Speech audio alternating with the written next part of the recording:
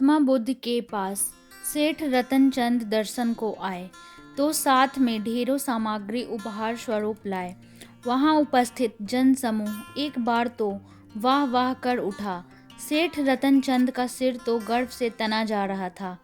बुद्ध के साथ वार्तालाप प्रारंभ हुआ तो सेठ ने बताया कि इस नगर के अधिसंख्य चिकित्सालयों, विद्यालयों और अनाथालयों का निर्माण मैंने ही कराया है।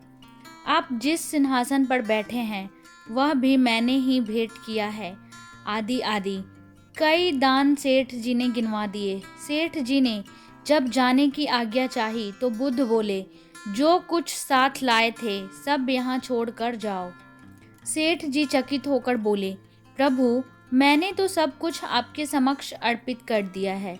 बुद्ध बोले, नहीं, तुम जिस अहंकार के साथ आए थे उसी के साथ वापस जा रहे हो। यह सांसारिक वस्तुएं मेरे किसी काम की नहीं। अपना अहम यहाँ त्याग कर जाओ, वही मेरे लिए बड़ा उपहार होगा। महात्मा बुद्ध का यह कथन सुनकर सेठ जी उनके चरणों में नतमस्तक हो गए। भीतर समाया हुआ सारा अहंकार आंसू बनके बुद्ध के चरणों को धो रहा था। तो दोस्तों, अगर आपके पास शक्ति है किसी को कुछ देने के लिए, आप उस योग्य हैं कि आप किसी को कुछ दान पुण्य कर सकते हैं, तो आप कीजिए, बेझिझक होके कीजिए। आपसे जितना बन पाता है उतना कीजिए। आप जितना दान देंगे आपके पास कमी नहीं होगी।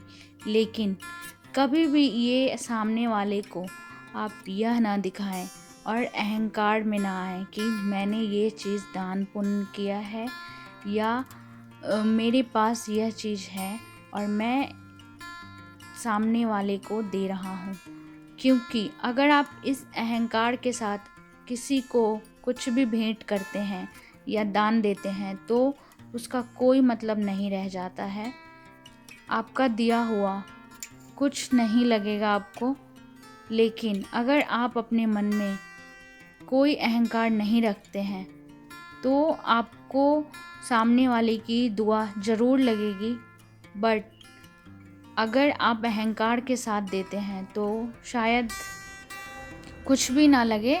इसलिए महात्मा बुद्ध ने सामान जो भी उन्होंने वस्तुएं भेंट दी वह उनको बोला उन्होंने कि आप इसे लेकर जा सकते हैं। जो अहंकार आप लेकर आए थे आप उसे यहाँ छोड़ कर जाइए। बाकी हमें किसी चीज़ की कोई आवश्यकता नहीं।